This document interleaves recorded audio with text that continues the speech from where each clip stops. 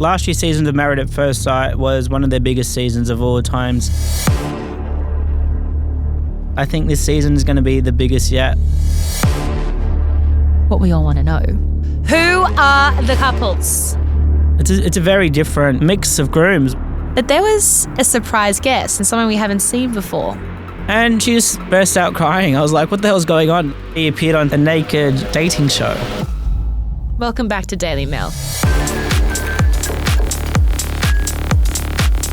Welcome back to MAFS Unleashed, Daily Mail's exclusive series to the biggest reality TV experiment in the country.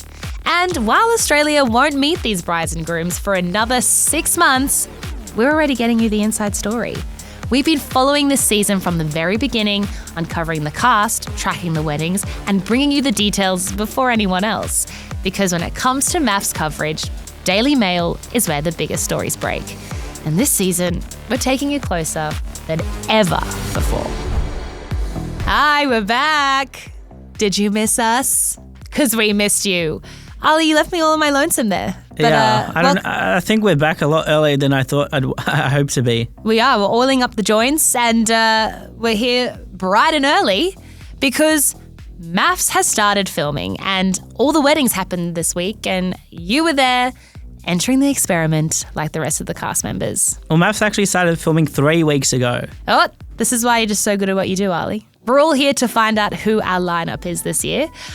But before we get into the brides and the grooms, what we all want to know, let's talk about why this season in particular is already getting so much buzz. Last year's season of Married at First Sight was one of their biggest seasons of all times. Killer ratings. I think this season is going to be the biggest yet. You know what? Alyssa probably isn't a bad girl, but her head is so far up her she doesn't even realise what she actually is. And she's a rat. And then Gia says, nah, I don't care, lol. Don't like her, never will. And you know what? Hey, you I'll support you, dumb. Yeah, but it was quite, it really made headlines because it was really toxic. Are they trying to one-up the toxicity? We think it was toxic, but it actually wasn't that bad for MAFS standards because usually there's a lot more viewer complaints with people calling up the networks trying to get the show taken down. There's usually petitions. Really? I actually don't think Married at First Sight 2026 was that bad. Speak for yourself. So this season we're going to have a lot more interesting characters. But this season also, it's under a lot of, under the microscope because across the shores, the UK version of Married at First Sight is undergoing an external review because there's been some allegations about the welfare of former contestants. How might this now affect the Australian Married at First Sight? Because there's some pretty serious allegations happening over there. There is some serious allegations happening in the UK, but what I do want to make clear is the Australian series is a completely different production. It would place pressure on producers. Well, absolutely. They need to get it right, and they can't have this happening in Australia. Therefore, this year's cast underwent probably the most amount of security checks, background checks. Which is a good thing. Insiders have said that you've spoken to that the stakes are higher than ever before. Well, absolutely. The stakes are absolutely much higher. With what's happening in the UK, I think there's a lot of eyes on Married at First Sight. The fact that it's even going ahead is probably going to anger people. But also, like, the Aussie MAFS, we know how to do it here. It's not just like an Aussie show. It's like it's gone global. It's a global phenomenon. Like, people are watching it overseas, how, like, our Married at First Sight here. So a lot of eyeballs. So sources have told me that producers are trying to get the series back to its sort of original concept, being about love, believe it or not. A wholesome show. Well, they're trying to make it more wholesome. So based on what I've seen so far, I think they've got a lot of the couples matched somewhat correctly. There seems to be a lot of chemistry with the couples. Also, they say this, trying to strip it back, make it more wholesome, but would MAFS be MAFS? Like, are they going to do it? I'm saying now.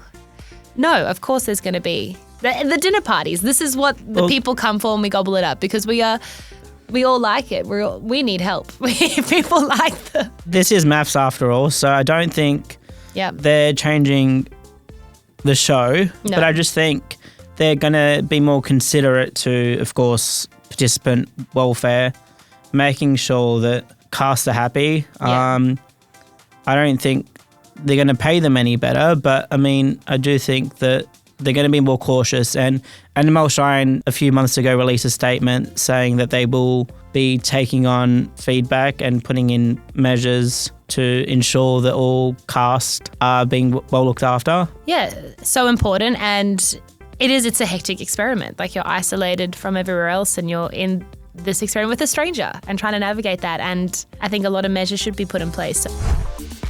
There's also another major question that everyone's asking is, will we be getting another expert sitting at the expert table? Yeah, sadly, we lost Mel Schilling. There will be another expert being introduced to the series. Huge boots to fill. Absolutely huge boots to fill. And I think there's a lot of stress to get it correct. Yeah, because of course. Mel was the heart of the show. But that's what I like. Is it too soon to be bringing someone on, or do you need the three to be like, you know, to showcase the dynamic and the views? Like, I guess that's important, but I think it might be too soon bringing on another person. I think Mel kept it real. She did. Do we have any speculation as to who could be joining the panel? Well, it definitely won't be a former cast member. As much as everybody wanted, say, Lucinda or somebody else that's been on the show before to join the panel of experts, to share their knowledge. It'd have to be someone who had a success story, surely. Like, maybe get on Jules to be an expert. I don't see Jules wanting to join the panel. I think she's trying to stay clear of MAFS. Yeah. But, you've listed that sources have insisted producers are looking for someone with genuine clinical credibility rather than a celebrity appointment. So that, I would say, that takes out the majority of the cast members joining, or some, you know, like we have Meghan Markle joining the panel. I mean, she's on MasterChef. Maybe she's doing MAFS next. Daily Mail understands that we actually do have word on who the new expert will be, and that is Dr. Lerv. Okay. She calls herself Australia's #1 relationship expert. Interesting. So what do we know about her? Her real name is Bridget Zonta. She describes herself as a love and relationship coach, and her work covers modern dating, intimacy, attachment, communication, self-worth, and the patterns people repeat in relationships. I wonder if she can handle the MAFS season. So she's also very media ready. So she's actually been on a lot of TV shows before, done heaps of interviews in the past, including some for us, Daily Mail. Before we meet the couples, let's quickly chat about how the Bucks night went down and the Hens night went down. My first impression of the guys, I think it's a very different mix of grooms. What did you make of them? I would say it's diverse. Everyone's super friendly. Were chatting to us, and producers are being like, they're not with us, don't talk. What are you looking for in a partner? Looking for someone who's kind, caring. Thank you. Welcome. What's going on? What's going on? How are you? Mate, I'm bloody pumped, to be honest with you. Like, I'm not a... Keep going. We're not part of the show, but thank you. Thank you. They all seem really lovely, and after doing some research into who's who in the zoo, all very different backgrounds, careers. There are 3 footballers though, so... Well, I was just going to say, yeah, there's 3 footballers. Yeah. 2 grooms that have already been on reality TV before. One of which actually appeared on a naked dating show. Yeah. Ali, we were there at the Bucks night together, and everyone doing their walk up, they all went inside into the back room. But there was a surprise guest and someone we haven't seen before. Well, that's right. There was a sneaky arrival, and then all the umbrellas came out. Yes. Very like, is it Paris Hilton? Who is it? Some superstar? Got the umbrellas out, but Ali got the shot, as you always do. Yes. And Who was in the car? we have a bisexual couple joining the series this year. Yeah. And in the car was a female Yes. who attended the Bucks night. Which I don't think we've seen for a while. So it's been since 2020 where we've seen our first sort of same-sex female couple, and that was Amanda and Tash. And she walked in and everyone was shocked. Well, all the guys were cheering, weren't they? Yeah, I mean, she's a gorgeous gal. And I hope they weren't thinking like, yeah, we've got some Bucks party entertainment, if you know what I mean. No, she's a contestant on the show. Let's now slide into the Hens. So the Hens was actually at the same mansion that we had last year. Kind of surprised who rocked up first. We had Sophie, this tattooed bombshell, rocking up first. Were there any special guests at the Bucks or the Hens? Did the experts make an appearance? Well, usually we do see the experts rocking up to sort of say, welcome to the show, and sort of introduce themselves again to the participants. Yep. But last year, as we saw, the experts didn't show up to Bucks or Hens, and it was again this year, so there was no sign of the new experts at either of the Bucks or the Hens. Usually we always see your token old couple. Yeah. Rebecca and Steve from last year, older compared to the rest of the cast, which is so fine, but we don't have anyone, let's say, 50 plus. I don't think we have anybody 40 plus, to be honest. Maybe 40 if we're stretching it, but Yeah. we haven't had any success rate with any of the old couples ever. This segues beautifully into who are the couples? Well, we've got 10 couples joining the show. So we do have Rob and Sophie. Yeah. So Rob is a professional footy player. And he's paired with tattoo bombshell Sophie, who seems very sweet. Friends tell me that she can be quite feisty if you cross her. Got a sense of style. I do think that she will be one of the standout brides this season. Calling it early. You know what? We've sort of predicted that they would be matched together because both her and Rob rock up to the Hens and the Bucks first. So do you reckon they'll have maybe the bigger storylines? I do see that, and that's, again, why my prediction is Sophie is definitely one to watch this season. I think Beck walked in first last year, remember? Okay, and So it's sort of we all the learnt Hens. about her. So it was an outdoor wedding, Yep. outdoor ceremony. It was actually where Juliet and Joel got married, and Athena and Adrian. There you go. Love to recycle a venue. They sure do. Let's go to James and Kat. James and Kat. So James is a Sydney marketing professional, and Kat actually made headlines on Daily Mail a couple of years ago during COVID. Kat is a nurse who previously lived in the UK, and she's in an interview where she was talking about being a nurse during the peak of COVID. She's actually moved back from the UK looking for love. Well, Kat, welcome back to Daily Mail. Let's go Kane and Kristen. Hey Honey is Kane. Yeah, Hey Honey is his plug. When we actually caught him at the Bucks party, he was caught off guard and we went, Hey Honey, and he was like, hey. Hello, hello. The Hey Honey. Hey, honey, yes. Absolutely. Absolutely. So ditching the talk for national telly. And also no stranger to reality TV. Well, that's right. He appeared on Sam Frost's season of The Bachelorette. Nice. He was like the gimmick guy, so he was always doing anything he could to try and impress Sam. And he's still taking on that mentality of doing anything he can to get back on Aussie And- screens. Kristen is a award-winning real estate agent. She looked beautiful. She was quite emotional before walking down the aisle. That's right. As soon as she got out of the limo, they just didn't even film the arrival scene, right? They took her straight in for a Voxie, and she just burst out crying. I was like, what the hell's going on? Like, she hasn't even filmed her coming out of the car. What's going on? But I can't tell if they were happy tears or sad tears. Let's jump to Shona and Victoria. That's right. It's the first bisexual couple since Amanda and Tash in 2020. There we go. I think they both signed up saying that they were open to either being in a relationship with a guy or a girl. Exciting. And of course, we see another same-sex couple enter the experiment. Good. Like something different, mix it up, and add more, I guess, storylines to Married at First Sight. And Shona, done some. Yeah, What's her background? She's a flight attendant who works at Virgin Australia, and she's quite active on TikTok. Yes, a few videos on there documenting her life as a flight attendant. And Victoria is a personal trainer. I like that. And again, we like seeing something different. And they got married at Sydney Town Hall, which is where Karina and Paul got married. Okay. Let's jump to Tim and Serena. That's our next couple. Tim actually appeared on reality TV before. He was on $1 Million Island. 31 years old, lives in Brisbane. He actually is a cafe owner.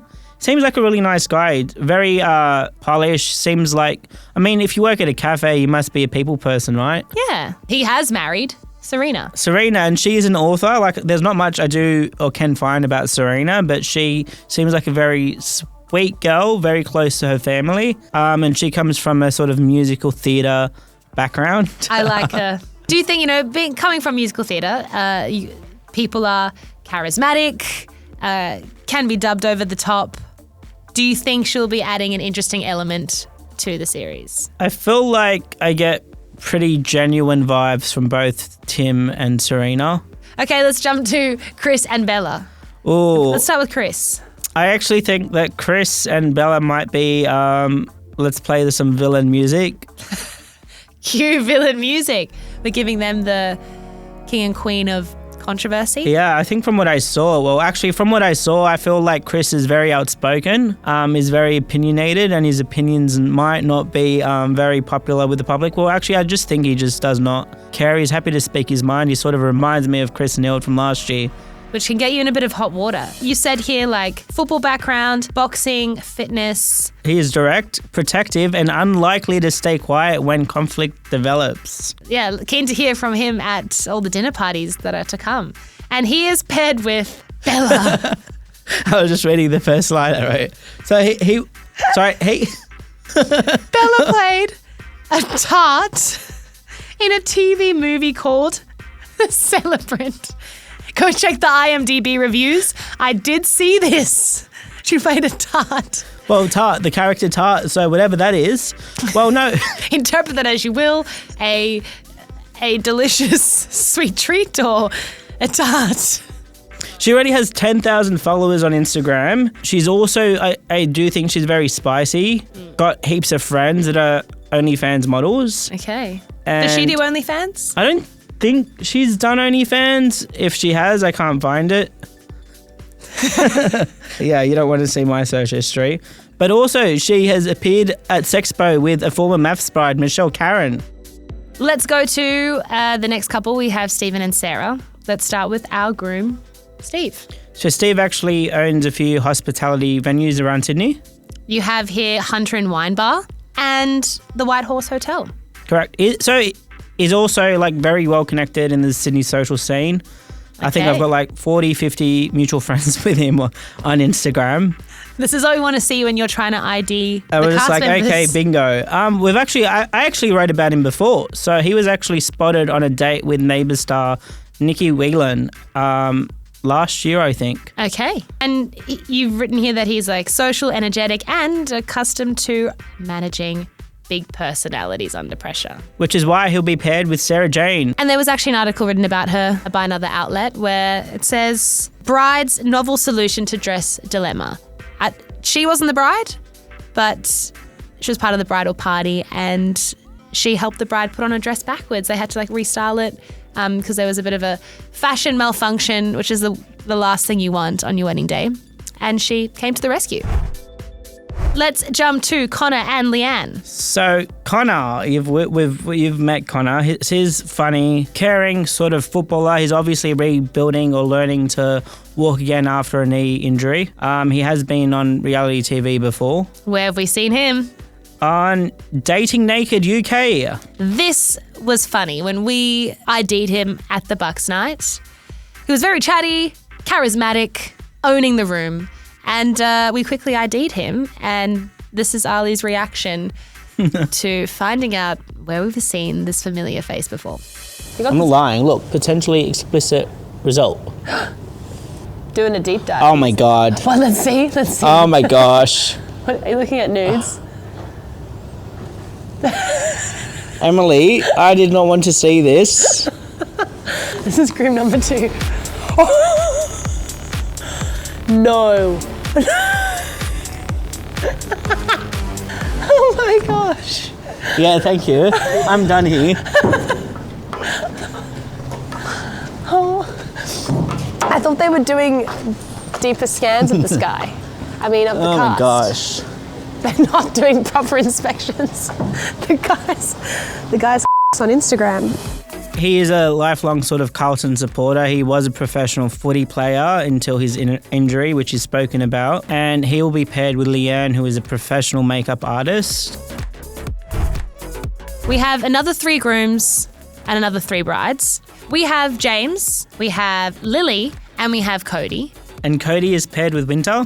But let's first talk about James. Well, James was like larger than life. He seems like a typical Bondi sort of based larrikin. He seemed very cheeky, very fun, very nice. Definitely the loudest at the Bucks party. I think so, absolutely. Yeah, I think he came over and actually gave me a hug. Yeah, he's from Bondi. Yeah, so he actually went on a massive transformation before he went on the show. James paired with Lily. Lily. So she works for the Australian government. What department? So Lily actually works for the Australian government in climate change, and she's from Queensland. Cody is paired with Winter, who used to work in coal mining. I think he's actually left coal mining. but he's only got 160 followers on Instagram. He's actually a father of 2.